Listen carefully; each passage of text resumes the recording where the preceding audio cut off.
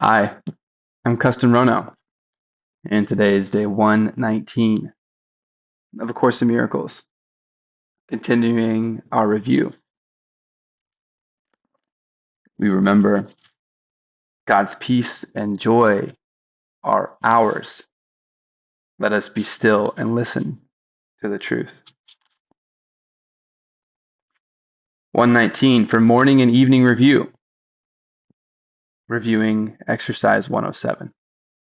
Truth will correct all errors in my mind. Truth will correct all errors in my mind. Truth will correct all errors in your mind. Please repeat after me one time. Truth will correct all errors in my mind. I am mistaken when I think I can be hurt in any way. I am God's Son, whose self rests safely in the mind of God. I am mistaken when I think I can be hurt in any way. I am God's Son, whose self rests safely in the mind of God. Truth will correct all errors in your mind. From the perspective of the infinite, your invisible conscious self, as you explore this idea,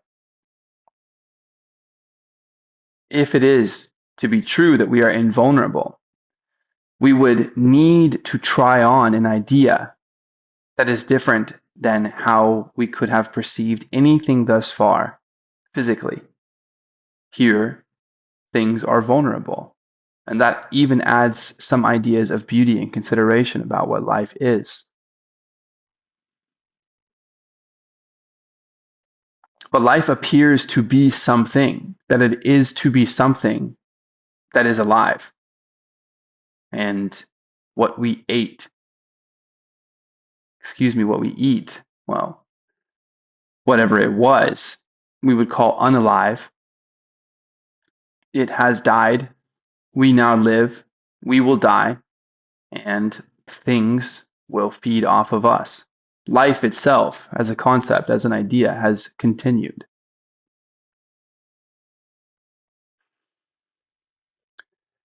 Understanding this continuation of what life is, that it seems as an idea itself to persist. We can find a few different ways where we're willing to stretch our idea of what it means to be alive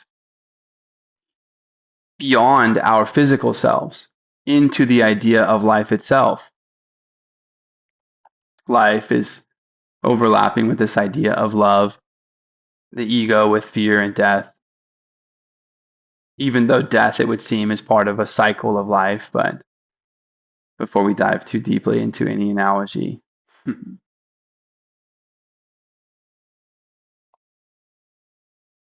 If we are curious about what it is like to be invulnerable, when we announce this to ourselves, it would feel new. So may we allow ourselves permission to just try the idea on. Okay, I live in a world that is now no longer a threat to me. There's nothing to forgive and nothing from which to save myself. What would that be like? How would I declare perfect peace, perfect safety, freedom from worry, perfect happiness? From this lens, if I am to be infinite and I am to be something that it is to be life, and this idea is invisible in that it is not part of me when you dissect me physically, that we can find ways of monitoring what we call life, but what it is invisible. It's from this lens that I would consider saying, I am mistaken when I think I can be hurt in any way. That means no pasa nada for everything that happens. Everything that you're experiencing is part of all there is. And each one of those parts, therefore, is a requirement for everything to be. So you have everything that you need, and everything that you have, you need. You're provided for. You are mistaken when you think you can be hurt in any way, no matter what that pain appears to be. Is it pain? Okay. Does it need to be suffering? Maybe we have more ownership here. I am God's son, whose self, capital S, whose self rests safely in the mind, capital M, of God, the mind of God. If God is a mind, if he is not in physical space, he is in non-physical space. If he is a mind, he is not a brain, he is a mind. Whatever that is, an idea of ideas. You are one of the ideas of God's mind, born out of love. This is the idea. Well, if you exist in love with God, in his mind, as a mind of him, well, you are perfectly safe. You are in the eternal realm of knowledge after all. And what you're doing is the same as what you will do when you go to sleep tonight. In your dream, which is a real experience, you will not know you are dreaming, most likely. And when you wake up, and there are physical things around you that now feel like a real experience, you will tell yourself that that previous thing was just a dream. In fact, there, no matter what you were experiencing, even if it was traumatic, what you just woke up from, that it's not real. That from where you are right now, you are totally aware, from this new perspective, awake in bed, that you are always perfectly safe. This is the idea of what it might be like to be laying in bed and think that that is not a dream too. Please repeat after me. Truth will correct all errors in my mind.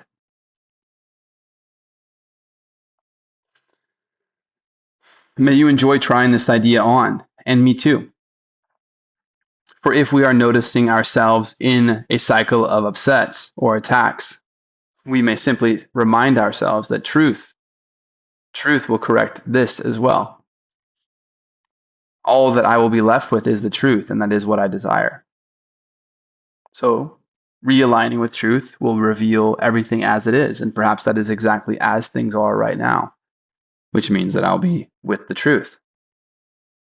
Truth will correct all errors in my mind. Reviewing 108. To give and to receive are one in truth.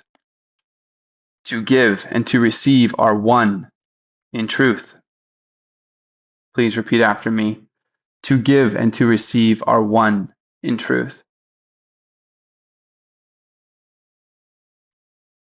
I will forgive all things today, that I may learn how to accept the truth in me and come to recognize my sinlessness. I will forgive all things today, that I may learn how to accept the truth in me and come to recognize my sinlessness.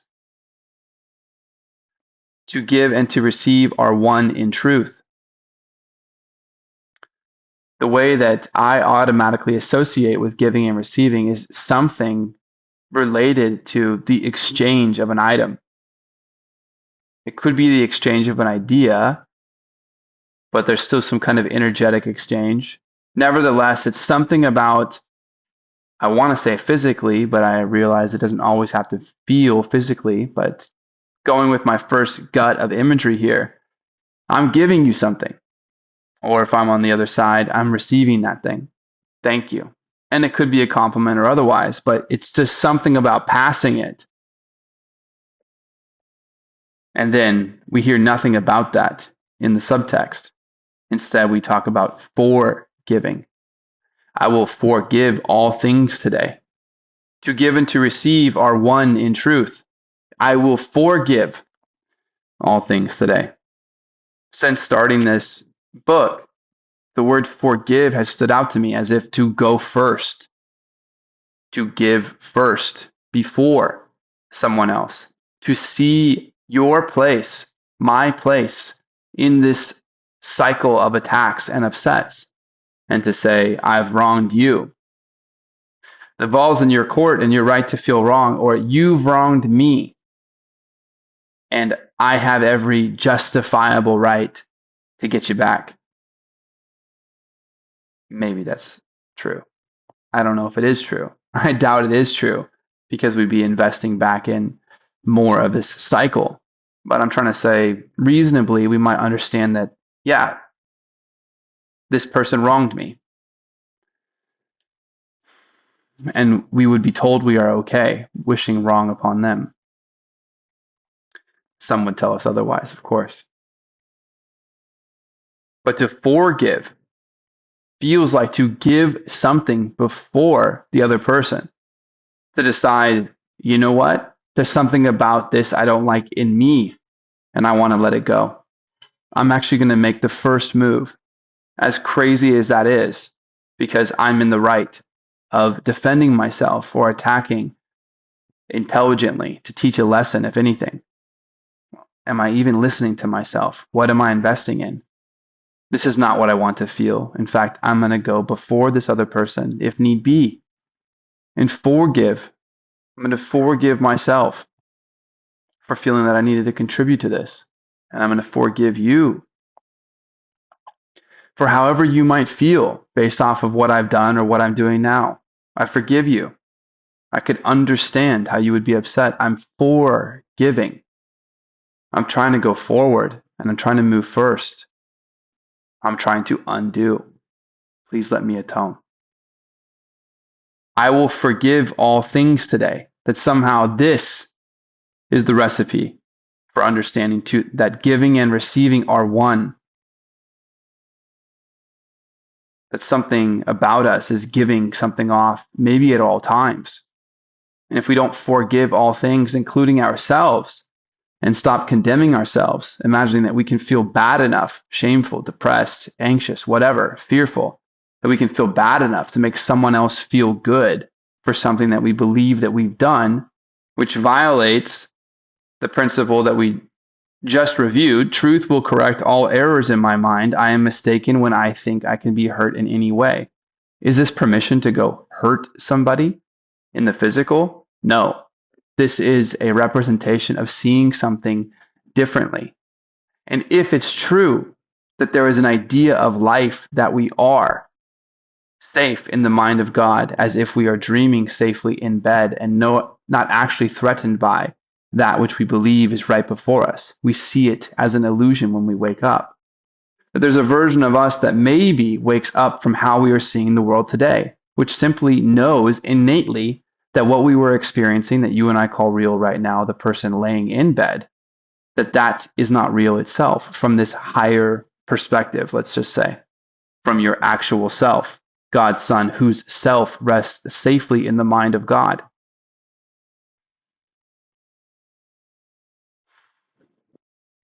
We could say, oh, I really hurt her feelings, and I really didn't mean to.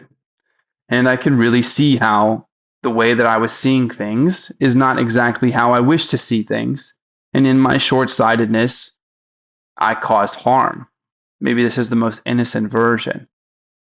And if we believe that everyone is on a quest to looking for love, then, well, it may be very confusing, but we could seriously consider that everyone is doing the best they can at any moment with the amount that they're able to hold in their mind of reasoning why they would want to act differently, to forgive rather than extract from this same system, only realizing that they're investing in extracting and they will find their life immersed with extraction. We will just get more of whatever we give out. To give and to receive are one in truth. And if we offer forgiveness and sinlessness as a way of seeing ourselves, then that is what we are emanating when we go places. It feels illogical. We have to forgive. but we are asking for a better way, a healthier way, a more thriving way, a more infinite way, a more peaceful way of seeing all of the problems that we have inside of a current system and the way that we view the world or how we interact with it. Well, a problem created by this system cannot be viewed from inside the lens that creates the problem. We have to allow ourselves to be curious about whatever it is else that we might want, and then to see our old problems through that idea, the one that we want, our holiness, our perfection in God, our perfection in our mess, however you want to see it, something that we're pleased to clean house with. For, because we get to look at everything along the way and we get to feel. And when we find ourselves feeling deeply, we understand that we are having a real experience. What are feelings? Invisible. You are really living life when you are feeling. You are healing when you are feeling. A negative, quote unquote, bad feeling can be a teaching device for the kind of feeling that you believe you would prefer to have. Feeling it deeply and letting it go is very important. Otherwise, it's there, unfelt, to be felt in the future, or however you want to talk about time right now. That there is something about forgiving, which is what is special about giving at all and receiving at all, turning the idea of possessions and whatever it is upside down. That it is knowing yourself in your holiness. If you cannot be harmed in this infinite, nor can the person whom you believe you harmed, from where you want to try to see the world, it is illogical that you would rest your mind in a hell that cannot be true. If they cannot be harmed, they were in a dream. I feel like I cannot stress enough, this is not permission to go act harmfully. No, because as we feel the opposite of happiness, we realize that there's something about what happiness is and its levity and lightness by forgiving, by sharing more love that creates the opportunity to notice it deeper. And may we vibrate closer to whatever it is to be unconditionally loving, unconditional, timeless, infinite, eternal. May we remember whatever it is that we are so we may live with more peace in whatever it is that we are doing, because we cannot be harmed in any way. And therefore, forgiveness is the greatest tool that we could ever harness, because it constantly allows us to find our lightest self so that we may offer that. Our lightest self will not be one condemned in hell through some process of unforgivable sin that does not fit inside of the lock of unconditional love. We can't find it there. We have to be curious. Excuse me for my has to, but I suppose we must be curious if we want to see the world through our holiness, that we try on seeing the world through our holiness, rather than pretending to define our holiness through the way that we see this condemned world. I will forgive all things today, that I may learn how to accept the truth in me and come to recognize my sinlessness. Please repeat after me one more time. To give and to receive are one in truth.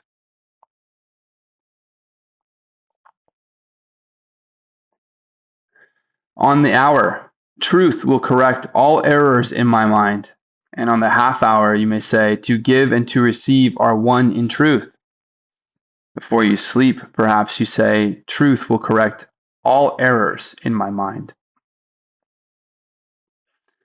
You are about to dream when you think about this, and you know you are safe in your dreams, and so you remind yourself that you are mistaken when you think you can be hurt in any way. You are God's son, whose self rests safely in the mind of God. When you wake up, it's a new day. To give and to receive are one in truth. How could that be? What would I want to give? And what would I want to receive? How may I know it? And how must I know peace? By letting things go, by atoning for the way that I have been seeing the world and making peace with myself. I am Kesten Rono. Truth will correct all errors in my mind. I'll see you tomorrow.